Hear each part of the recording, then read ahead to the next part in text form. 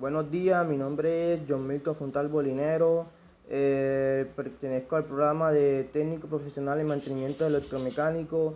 En el día de hoy le vengo a hablar sobre la entrada de señales y este trabajo lo hice con mi compañero Ricardo David Díaz Miranda. Bueno, la entrada de señales eléctricas para los circuitos hidráulicos son más que la unidad que contiene un interruptor pulsador iluminado, interruptor con retención y tres interruptores pulsadores iluminados, es decir, interruptores de acción momentánea con terminales y dos barras para alimentación, que incluye tres pulsadores luminosos, un interruptor luminiscente, cada uno con una mini lámpara enchufable, barra de corriente de alimentación, barra de corriente de masa, cada uno con un contacto normalmente abierto y un contacto normalmente cerrado, conexión para conector de seguridad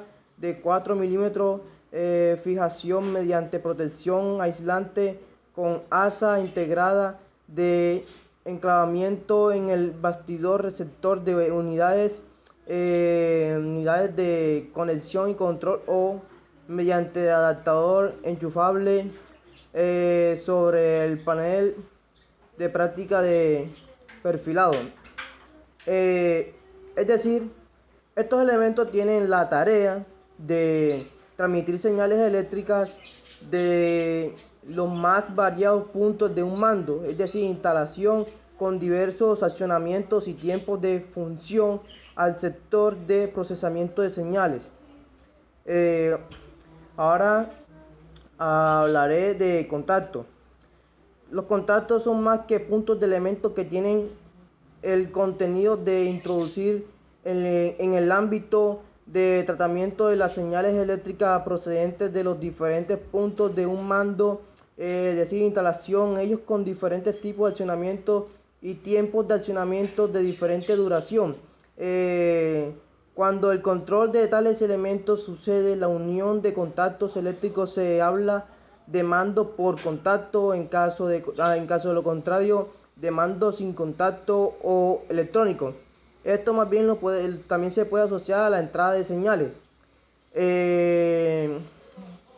En cuanto a la función, se distingue entre los elementos de contacto de cierre, contacto de apertura y contacto de comunicación.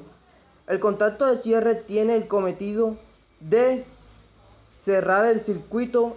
El contacto de apertura ha de abrir el circuito. El contacto de conmutación abre o cierra el circuito. A continuación veremos los tipos de contacto que existe. Control de contacto de cierre. Contacto que es contacto normalmente abierto, que se distingue por su sigla NA. También está el contacto de apertura, contacto normalmente cerrado. También contacto de conmutación, que es decir, contacto de conexión, desconexión. El contacto de conmutación es el ensamble constructivo de contacto de cierre 3, 4 y el contacto de apertura es 1, 2, de tal forma que al activarse el contacto se abre entre 1 y 2 y cierra entre 3 y 4 simultáneamente. Ambos contactos tienen un elemento móvil de conexión. Este elemento tiene conexión en posición de reposo, tienen contacto siempre solo con una conexión. ¿Qué más se puede decir? El accionamiento de estos elementos puede tener lugar manual o mecánicamente, o bien por mando de distancia, energía de mando eléctrica, neumática. Otra distinción existe entre pulsador e interruptor. El pulsador ocupa por accionamiento una determinada posición de contacto solamente mientras existe el accionamiento del mismo. Al soltarlo vuelve a ocupar la posición inicial debido al resorte. El interruptor también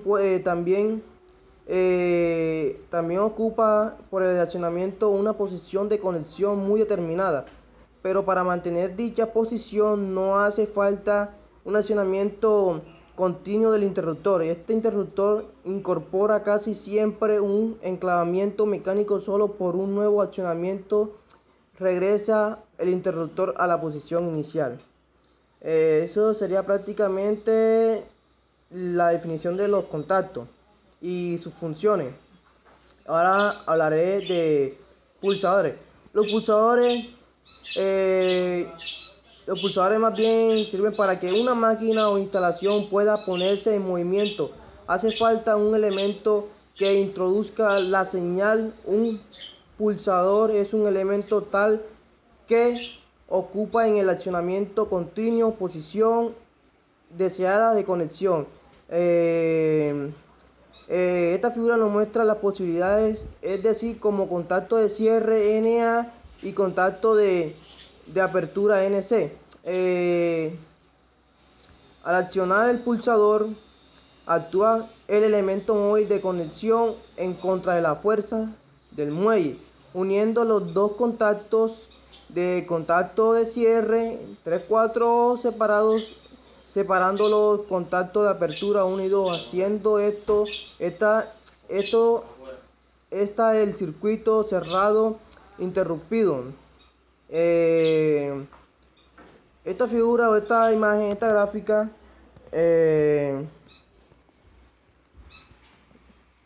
esta figura nos muestra que ambas funciones, es decir, contacto de cierre y contacto de apertura están ubicados solamente en un cuerpo. Este es accionamiento clavija de enclavamiento. ¿Qué aplicaciones tienen los pulsadores? Bueno, la aplicación de los pulsadores es necesaria en todos aquellos casos en donde han de comenzar ciclos de trabajo y deben alcanzarse determinados desarrollos funcionales por la introducción de señales, o donde falte un accionamiento continuo por razones de seguridad. En la realización del circuito juega la elección, algo muy importante, de estos elementos, y ya sea como contacto de cierre o contacto de apertura o contacto de cierre apertura junto a contacto conmutado, juegan un papel muy importante. En las industrias ofrecen los más diversos pulsadores, como un pulsador puede estar equipado también con varios contactos, por ejemplo, 2 contactos de cierre y 2 contactos de apertura, o 3 contactos de cierre y 1 de apertura. Los pulsadores que se encuentran en los bancos electrohidráulicos como Festo, el ejemplo, cuenta con los 2 contactos NA y 2 contactos NA. Los 4 contactos cambian su estado al accionar el pulsador. Es decir, a menudo ofrece el comercio los pulsadores equipados con una lámpara de señal. Bueno, esto sería prácticamente mi exposición y la definición de cada uno de los puntos o conceptos específicos de estos elementos que se aplican para los sistemas hidráulicos. Muchas gracias. Buenos días a todos. Mi nombre es Ricardo Díaz. Mi grupo está conformado por mi persona y el estudiante John Milton Fontalvo.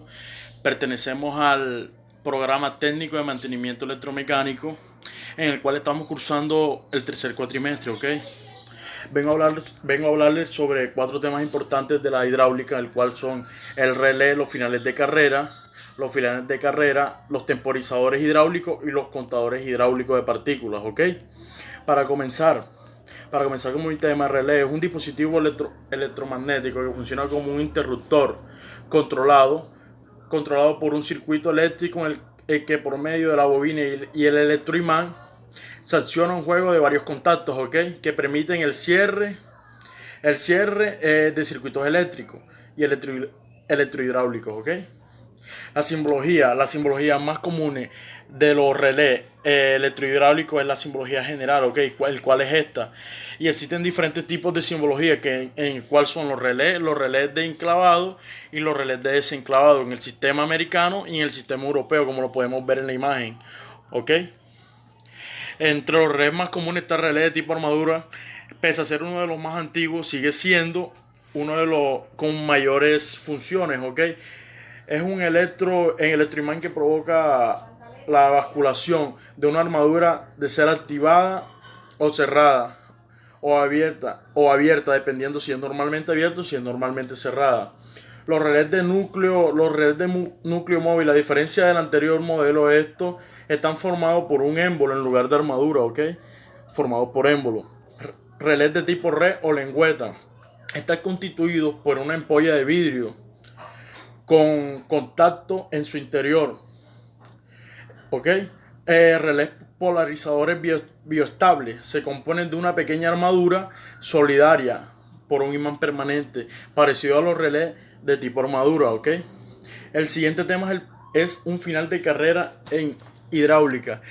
El primer paso que debemos tomar para definir un final de carrera sería definir la secuencia. Y tomamos como ejemplo la secuencia A+, B+, A- y B-, en el cual empezamos a contar la secuencia de izquierda a derecha y en el lugar donde se repita la primera letra trazamos la línea. Por ejemplo, en este caso, en A+, B+, A-, entre la división de B+ y A- trazamos una línea divisoria, ¿ok? ¿Por qué trazamos esto? Porque el A+ está al comienzo de la secuencia. Donde se traza la línea divisoria se separa por grupos, ¿ok? Como la tenemos en el B+ y A-, se trazan dos grupos, como podemos ver. Los finales de carrera se asocian a un cilindro en una secuencia específica, que es la que primero definimos antes de hacer los finales de carrera, en el cual tenemos A0, que esto no quiere decir que el cilindro se encuentra en la parte de adentro, el vástago todavía está en la parte de adentro del cilindro. Y la simbología A1 quiere decir que el vástago se extiende por fuera del cilindro. Como podemos ver en la imagen que está del lado izquierdo, vemos que el cilindro está adentro, eso sería A0.